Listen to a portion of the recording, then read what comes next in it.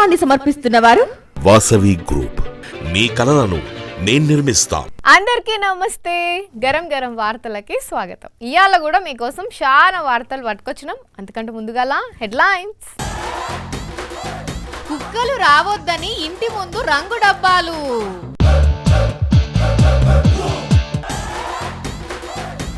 మర్రి చెట్టు నుంచి వస్తున్న కళ్ళు తాగుతే కమ్మగున్నదట.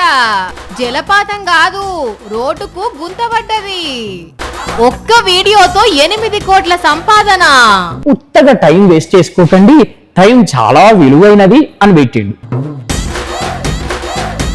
ఇంట్లకు దోమలు రాకుండా ఉండేటందుకు దోమతెరలు కట్టుకుంటారు. ఎలకలు రాకుండా ఉండేటందుకు పిల్లులను పెంచుకుంటారు. పాములు రాకుండా ఉండేందుకు కొన్ని రకాల చెట్లను పెంచుతారు. అట్లనే కోతులు బాధలు ఉన్నోళ్ళేమో కొండ ముచ్చులను తెచ్చి కట్టేసుకుంటారు. చూస్తున్నాం కదా ఒక్కొక్కరి బాధను. అయితే గివీళ్ళు మాత్రము ఇంకా పెద్ద కష్టం ఉండేసరికి వాళ్ళంతా ఇంటి ముంగట ఏం పెట్టిరో తెలుసునా? ఓర్ని అవ్వా, ఇదెక్కడి కథ? జనాలు ఇంటికో షెట్టును సాదినట్టు వీళ్ళు ఇంటికో బాటిల్ పెట్టుకున్నారు.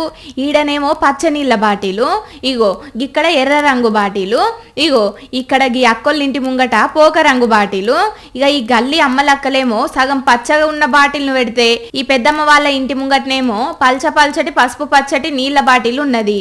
అరే ఇదే విచ్చంత్రం, ఇప్పుడు హోలీ పండుగే లేదాయే, నీళ్ళ రంగు బాటిలు ఇంటి ముంగట పెట్టుకున్నారు. దీంట్లో అసలు ఏం మతలబు ఉన్నది అని అంటే వీళ్ళ ప్రాబ్లము ఇగో గీ అవ్వ చెప్తది ఇన్నుండ్రి.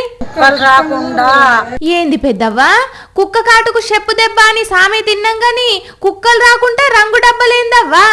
అసలు ఈ రంగులు ఎట్లా తయారు చేసిండ్రు మరి? ఓహో, సున్నం కుంకుమ కలిపినరా? మరి ఎవరు చెప్పిండ్రమ్మా గిట్లా రంగు డబ్బాలు పెడితే కుక్కలు రావని? సైడ్ చూసి మేము చేసినాం అట్లనే. ఇన్నారుల్లా, ఇదాట అసలు ముచ్చట. వీళ్లకు తెలిసిన లెవెలో ఈ ఉపాయం చేస్తే వీళ్ళు కూడా అదే ఫాలో అవుతున్నారట. జరంత కుక్కలచ్చుడు బంద్ అయినాయట. మరి రంగు డబ్బాల నీళ్లు చూసి కుక్కలు ఎందుకు వస్తలేవు? దీంట్లో ఏం కథ ఉన్నదో తెలియదు గాని ముచ్చటైతే గమ్మతిగా ఉన్నది పోన్రి. ఇంతకు ఇదంతా యాన్నో చెప్పలేదు కదా. రాజన్న సిరిసిల్ల జిల్లా వేములవాడ గాంధీనగర్లా. మీరు కూడా ఐడియా నచ్చితే ఉపాయం చేసుకోండి. కానీ కుక్కలు పురాగా రావు అనే దానికైతే మేమైతే గ్యారంటీ కాదు. ఏమంటున్నాం? పోద్దాడు కళ్ళు, పరుపుతాడు కళ్ళు, పండుతాడు కళ్ళు, ఈత కళ్ళు, ఖర్జూర కళ్ళు చాలా మంది తాగితే చూసినాం. ఇక అట్లనే ఈ నడుమ కొన్ని జాగల్లా చింత చెట్టు నుంచి కళ్ళు, వేప చెట్టు నుంచి కూడా కళ్ళు వాడితే చూసినాం. తాగినోళ్ళు కమ్మగున్నది అంటే విన్నాం కదా. అయితే ఈడ మాత్రం తాటి చెట్టు కాదు, ఈత చెట్టు కాదు, ఖర్జూర చెట్టు కాదు, కాకుంటే ఇంకో చెట్టు నుండి కూడా కళ్ళు వారుతుందిలా. అవును, చూస్తే పర్షన్ అయితే పక్కా. ఇది మర్రి చెట్టు, ఇదేమో మర్రి చెట్టు ఏరు. గౌడన్న వేరుని గీసుడు, లొట్టిగట్టుడు, పగటీలు మెరవెట్టుడు, పొద్దుగూకినాక మళ్ళా కల్లోడుసుడు. పొద్దటీలో ఒక లొట్టి, పొద్దుగూకాల ఒక లొట్టి అవుతుంటే కమ్మగున్నదని కళ్ళు మూసుకుందా అవుతున్నారు. ఇగో ఈడ కళ్ళు ప్రేమికులు. ఇనేతందుకు ఇచ్చంత్రంగా అనిపించిన మర్రి చెట్టు ఏరుకే కళ్ళు వారుతున్నది.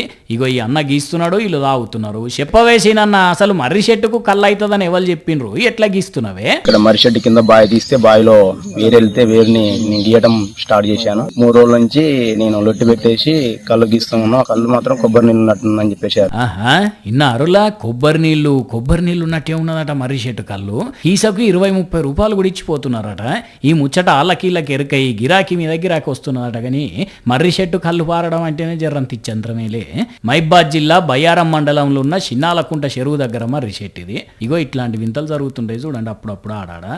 పెండ్లిళ్ళ కాలు దొక్కే పద్ధతి బట్టి తెలుస్తుంది కాపురం చేసే కళ అని అంటారు పెద్ద మనుషులు. అట్లనే వర్షం పడేటప్పుడు తెలుస్తుంది రోడ్లు వేసిన ఇంజనీర్ల పనితనం.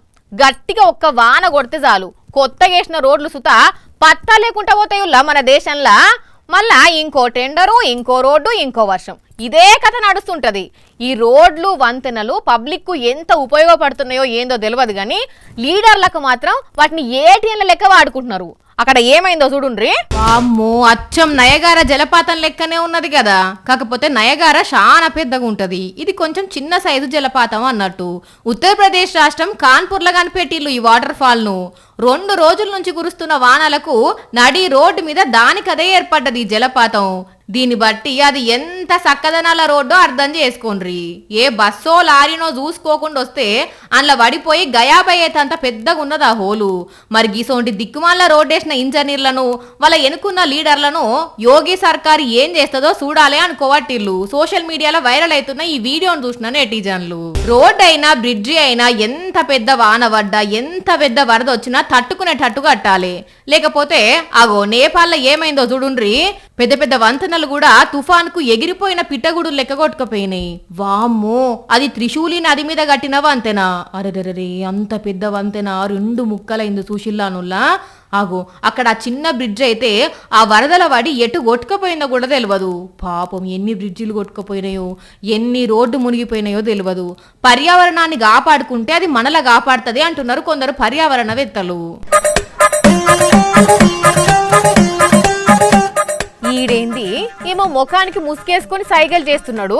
ఏం చేస్తాడో చూద్దాము. 9-9-2-0-2-6 ఏదో డేట్ లెక్క అనిపిస్తుంది. 9-9-2026 అంటే సెప్టెంబర్ 9వ తారీఖు అన్నట్టు.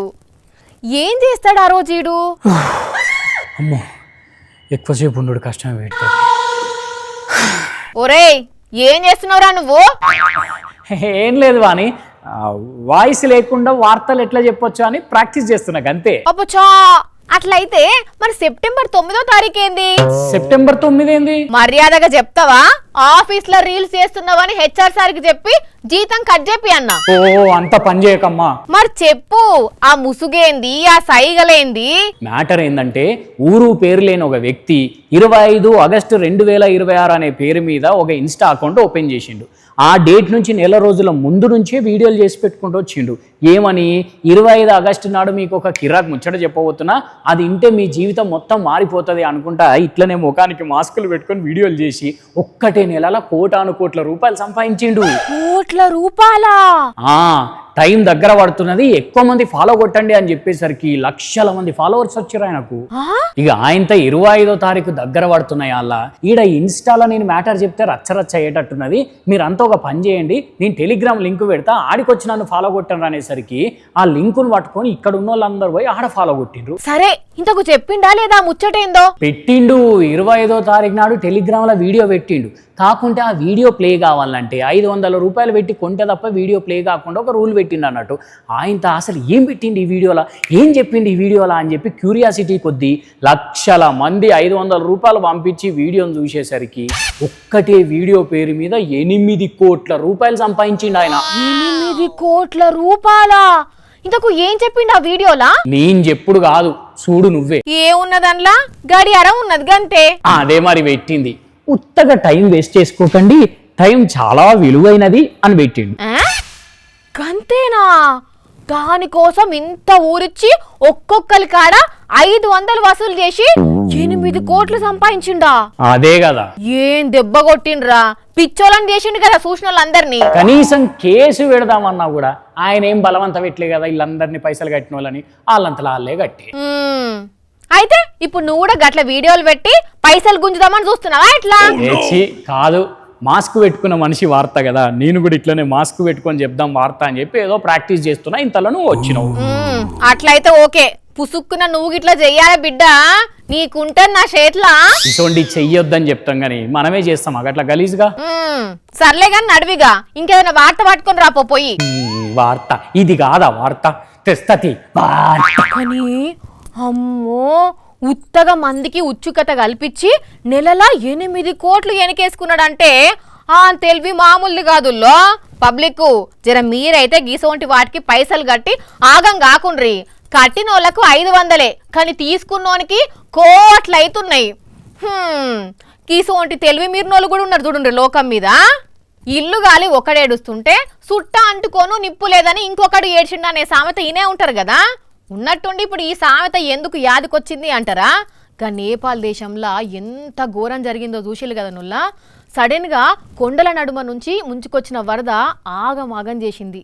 ఎన్నో ఇండ్లు కొట్టుకుపోయినాయి, చాలా మంది ఆగమైళ్ళట. అయితే అంత డేంజర్ వరదలు కూడా కొంతమంది ఏం చేస్తుర్రో చూడుండ్రి. ఓరి మీ ఆగం పాడుగాను, మరి గింత ఘోరమా అనుల్లా? వాళ్ళు ఏం చేస్తున్నారో చూస్తున్నారా? నేపాల్ దేశంలా వరద నీళ్ళలో కొట్టుకొచ్చిన గ్యాస్ మొద్దులను దొరకబట్టేటందుకు నువ్వా నేనా అన్నట్టు పోటీ పడుతున్నారు. వామ్మో, ఆ నది ఎంత రువ్వడి మీద ఉన్నదో చూస్తున్నారా? ఇంటి దూలాలు, వాసాలు, కిటికీలు, తలుపులు, గ్యాస్ మొద్దులు, వంట సామానంతా ఆ నీళ్ళలో కొట్టుకుపోతుంటే అగో వాటి కోసం వీళ్ళు ఇట్లా పోటీ పడుతున్నారు. పానాలకు తెగించి నీళ్ళలకు దుంకుతున్నారు. నదులు చెరువులల్లో ఎవరైనా ఈత కొడతారు గాని గీ బురద నీళ్ళల్లో కూడా ఈత కొడుతున్నారంటే మామూలు విషయం కాదు పోన్రి. అయ్యో రామా, ఆ అక్క సుత నడుంలోతు నీళ్ళలకు దిగి మరీ సిలిండర్ల కోసం ఉరుకులాడుతున్నది. అరరరరే, ఏం కోసరా నాయన ఇది? పుసుక్కన బ్యాలెన్స్ తప్పి ఆ నీళ్ళలో మునిగేనా అంటే అంతే. ఇగో ఈ అన్న 2 సిలిండర్లు దొరికించుకున్నాడు. ముట్టింది ముత్యం అన్నట్టు ఎవరికి దొరికింది వాళ్ళు అందుకపోతున్నారు. పాపం, ఒక దిక్కేమో ఈ వరదలు చేపట్టి సర్వం కోల్పోయినోళ్ళు గుండెలు బాదుకుంటా ఏడుస్తుంటే ఇగో వీళ్ళేమో గ్యాస్ మొదల కోసం ఆరట పడుతున్నారు. ఏం జనాలో ఏందో పోన్రి. పాని అనే నేను నా కర్తవ్యాలను పక్షపాతం లేకుండా రాగద్వేషాలకు అతీతంగా చట్టబద్ధంగా న్యాయబద్ధంగా అంతఃకరణ శుద్ధితో నిర్వర్తిస్తానని దైవ సాక్షిగా ప్రమాణం చేస్తున్నా. ఇదేమి చిత్రమమ్మా, అచ్చం రాజకీయ నాయకుల లెక్కనే ప్రమాణం చేస్తున్నావు. కొంపదీసి ఏ కార్పొరేటరో కౌన్సిలర్గా గెలిచినవా ఏంది అనుకుంటుర్రా? ఏహే, నేను గెలిచుడు కాదు కానీ అక్కడ కొంతమంది కౌన్సిలర్లు ఏమని ప్రమాణం చేసిర్రో చూడుండ్రి. సూషిన్లా బరి తెగించిన కోడి బజార్ల గుడ్డు పెట్టినట్టు లంచం బాపతు పైసలు అందరం సమానంగా పంచుకోవాలి. మనలా మనం లొల్లి పెట్టుకోవద్దు. ఏదైనా లొల్లి అయితే ఒకరికి ఒకరు హెల్ప్ చేసుకోవాలి అని గంగాజలం చేతులకు తీసుకొని ప్రమాణం చేస్తున్నారు ఉత్తరప్రదేశ్ రాష్ట్రం షాజహాన్పూర్ మున్సిపల్ కౌన్సిలర్లు. దోసుకునుట్ల వాళ్ళ డెడికేషను, కౌన్సిల్ అందరూ సమానమే అనే సిద్ధాంతం చూసి మంచి మంచి కట్టుబాట్లు ఉన్నాయి కదా అనుకుంటున్నారు నెటిజన్లు. ఈ వీడియో సోషల్ మీడియాలో ఫుల్గా వైరల్ అవుతున్నది. దొంగలు ఊలు వంచుకున్నాడు అంటే ఇదే కావచ్చు. ఇంకా నయం, ఏ పనికి ఎంత లంచం ఇయ్యాలనో బోర్డు మీద రాసి పెట్టలేదు. ముందు అవిసుత పెడతారు కావచ్చు అని ఇంకొందరు కామెంట్లు చేస్తున్నారు. అయినా ఇంట్లో ఇచ్చంతరం ఏమున్నదబ్బా? మన కౌన్సిలర్లు కార్పొరేటర్లు ఏమన్నా తక్కువ తిన్నారా? ఆ యూపీ వాళ్ళకన్నా ఒక పద్ధతి ప్రకారం దోసుకుందాం, వచ్చిందంతా సమానంగా వంచుకుందామని ఒక పాలసీ పెట్టుకున్నారు. మనోళ్ళైతే కుక్కకు దొరికిందే బొక్క అన్నట్టు ఎవరికి శాతనైనంత వాడు చంపుకుంటున్నాడు కదా అనుకోవట్టిల్లు 2 రాష్ట్రంలో పబ్లిక్. బ్యాంక్ అకౌంట్లో డబ్బులు లేకున్నా, ఇంట్లో డబ్బులు లేకున్నా, జేబు పర్సులో డబ్బులు లేకున్నా, ఆఖరికి బ్యాంకులనే డబ్బులు లేకున్నా గల్లా పెట్టి మాత్రం గలగలమని సప్పుడు వచ్చేది ఎక్కడనుల్లా? ఎస్, అక్కడనే. అక్కడైతేనే ఎక్కువ డబ్బులు ఉంటాయి. మరి మామూలు దందా నడుస్తుందా? అందుకే దొంగలు ఆ జాగ దగ్గరికి పోయిల్లు. ఇంతకు దొంగలు ఎక్కడికి పోయినరు, ఏం దొంగతనం చేసిర్రంటే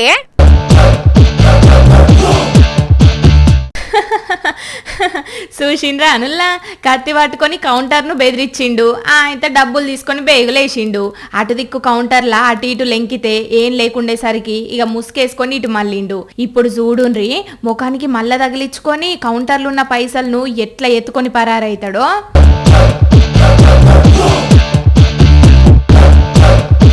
అయిపాయే, మళ్ళా పత్త లేకుంటూరికిండు. పొద్దుందాక అమ్మిన మందు పైసల్నే కాకుండా ఖరీదైన మందు కీసలను కూడా ఎత్తుకొని అవతల పడ్డాడు. మరి వీడు దుక్నంలకు మందు గిట్లా వచ్చినప్పుడు కౌంటర్ల పైసలు చూసి కండ్ల నిప్పులు గిట్లా ఓసుకున్నాడో ఏమో తెలియదు గాని 4 నెంటేసుకొని వచ్చి 3 బయట కాపల పెట్టి వీడు ఒక్కడే దొంగతనం అయి పోగొట్టిండు. కొమ్రం భీం జిల్లా కాగజ్ నగర్ లో వైన్స్ దుక్నంలో చోరీ ఇది. ఇక పొద్దుగాల దుక్నానికి వచ్చిన ఓనర్లు చూసి షాక్ అయ్యి పోలీసులకు ఫోన్ కొడితే కేసు రాసుకున్నారట. కానీ చూడుండ్రి, కొందరు ఎట్లా దొంగతనాలకు సూటి పెడుతున్నారో. ఇక ఈ దొంగతనం ఇటు ఉంచితే ఇటు నిర్మల్ జిల్లా కడెంలనేమో ఈ అక్కోళ్ళు చుట్టాల ఇంటికి పెళ్లికి పోయి మళ్ళొచ్చేసరికి పాపం ఇంత కథ అయిందట. ఏమేం పోయినాయి అక్క? ఒకటే బాక్సులు ఉండే, అది తీసిండు. సుమారు 9.5 తులాల దాకా ఉంది. అయ్యో పాపం, 9.5 తులాల బంగారం పోయిందట. మరి పోలీసులు ఎప్పుడు పట్టుకుంటారో? వీళ్ళ బంగారం దొరకదో గాని కష్టపడి కొనుక్కొని దాసుకున్న బంగారం మొత్తం దొంగల పాలైంది పోన్రి. మీరైతే పైలంగా దాసుకోన్రి బంగారాన్ని డబ్బులను. ఏమంటున్నాం? పుష్ప సినిమాల హీరో పోలీసులకు డౌట్ రాకుండా పాల ట్యాంకర్ల ఎర్రచందనం చెక్కలు పెట్టి స్మగ్లింగ్ చేస్తుంటాడు కదా. పోలీసులు మూతదీసి చూస్తే పాలే అవుపడతాయి. అగో అట్లనే బయట దేశాల నుంచి మన దేశానికి బంగారం తీసుకొచ్చేందుకు కొత్త కొత్త ఐడియాలు కనిపెడుతుంటారు కొందరు ప్యాసింజర్లు. అయినా సుత దొరికిపోతారు. బెంగళూరు ఎయిర్పోర్ట్లో ఒక మోతెవరి ఏం ఐడియా చేసిండో చూడుండ్రి.